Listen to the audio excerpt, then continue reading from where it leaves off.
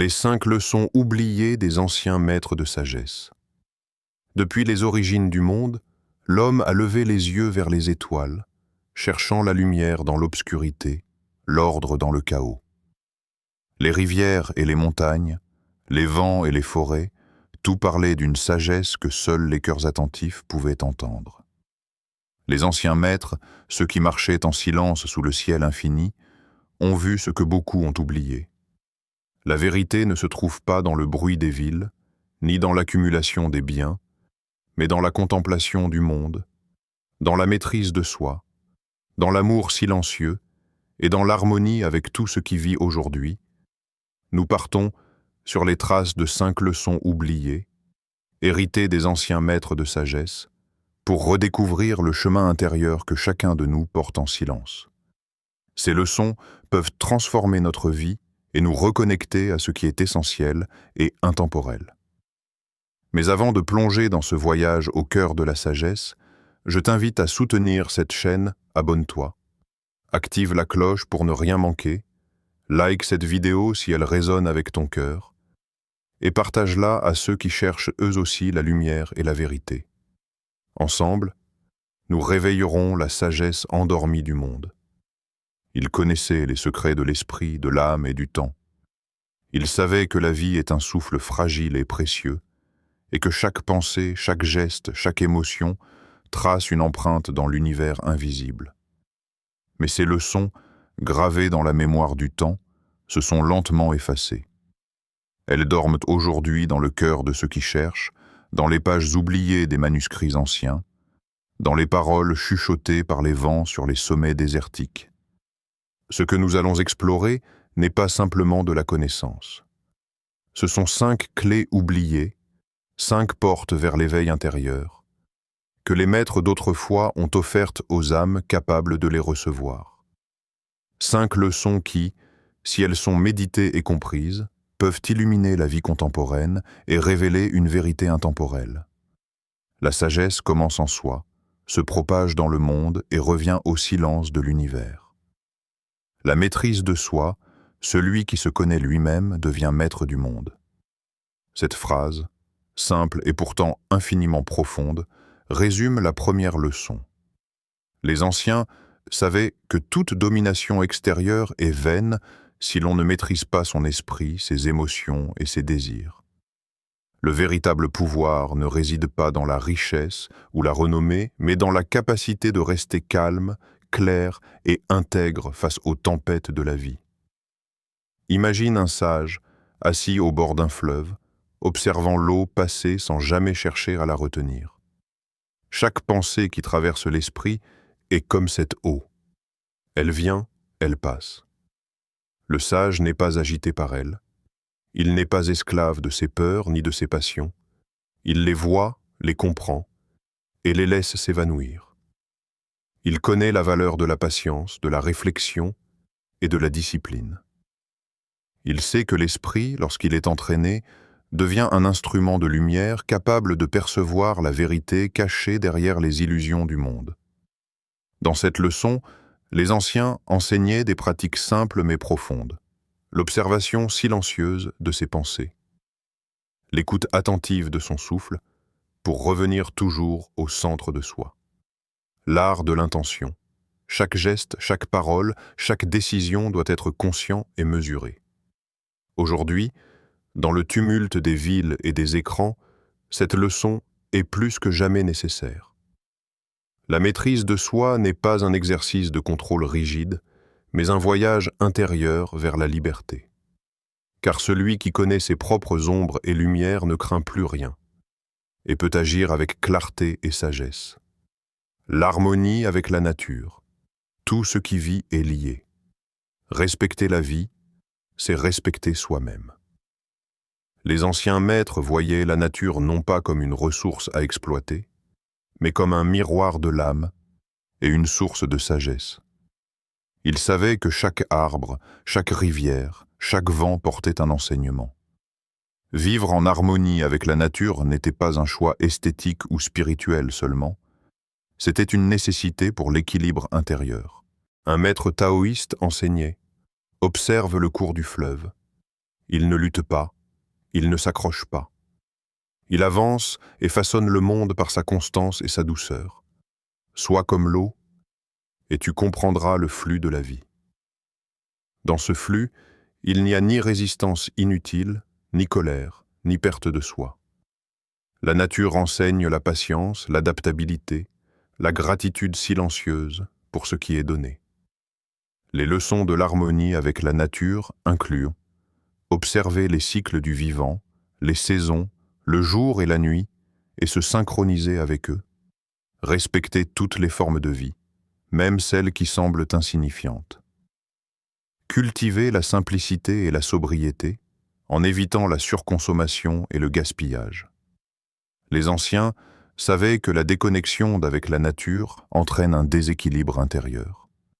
Les hommes qui ignorent les rythmes du monde extérieur s'égarent souvent dans leur propre chaos intérieur. En retrouvant ce lien, on redécouvre le silence qui nourrit l'âme, et l'on retrouve une paix profonde et durable. Le silence est la parole juste, le silence est le langage de la sagesse, tout le reste n'est que traduction. Ainsi parlaient les maîtres qui connaissaient la valeur des mots et du calme.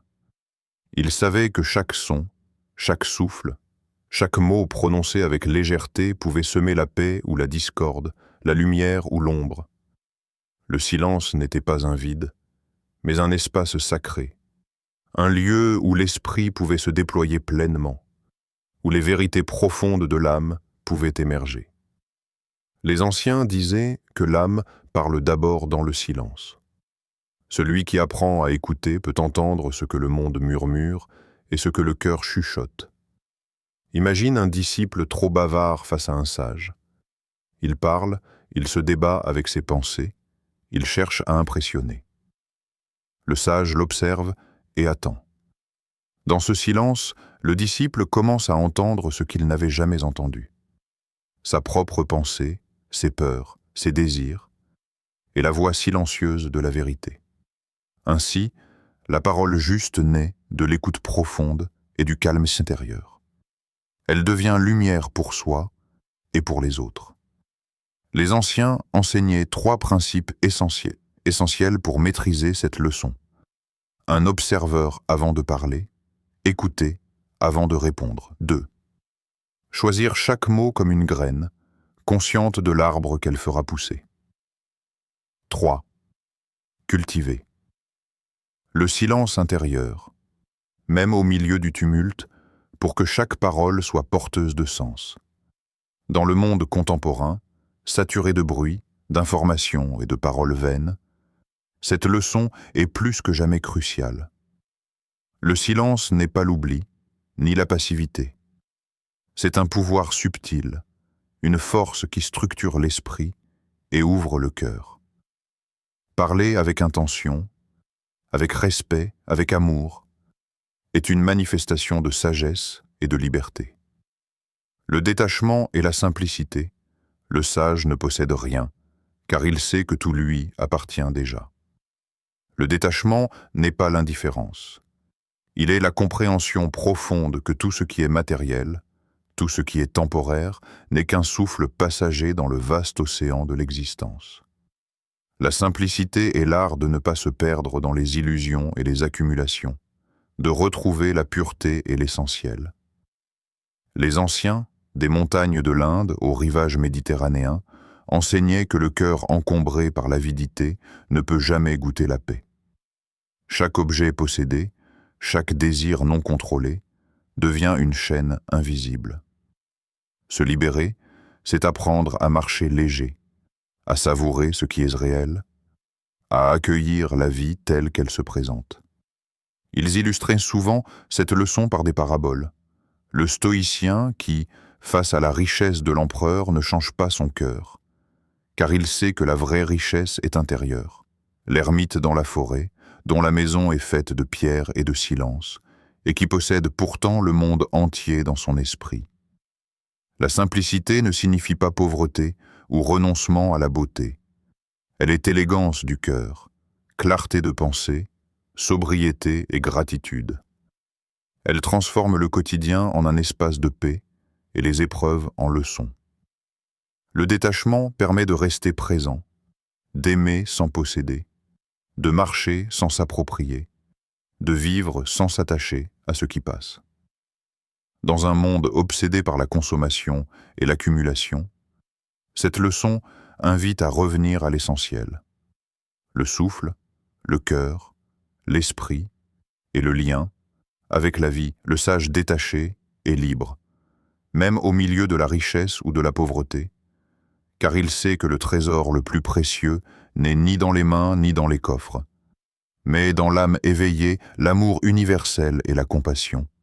Tu ne peux guérir le monde sans d'abord aimer ton frère. Ainsi parlaient les anciens, et cette leçon est peut-être la plus profonde de toutes. L'amour universel n'est pas un sentiment éphémère ni une émotion fragile. C'est un chemin, une pratique, une force invisible qui transcende les frontières, les races, les langues et les croyances. Les maîtres savaient que chaque acte de bonté, chaque geste de compassion, chaque parole de pardon a un écho qui se propage bien au-delà de notre vision immédiate. Ils enseignaient que la véritable sagesse est inséparable de l'amour, et que la lumière intérieure se révèle pleinement lorsque le cœur s'ouvre à l'autre. Imagine un moine marchant seul dans le désert. Chaque pas est silencieux, chaque respiration est lente et consciente. Et pourtant, dans ce silence, il porte un monde entier dans son cœur. Car il sait qu'aimer, c'est comprendre que chaque être humain est un reflet de soi-même, un fragment de l'univers qui mérite attention et respect. Les anciens enseignaient 3 principes essentiels pour cultiver cette leçon. 1. Voir l'autre non comme un obstacle ou un rival, mais comme une part de l'unité universelle. 2. Agir avec bienveillance même lorsque l'injustice ou l'indifférence nous entoure. 3. Cultiver le pardon, car l'ombre du ressentiment enferme l'âme dans un cycle de douleur et de limitation. La compassion est une pratique quotidienne.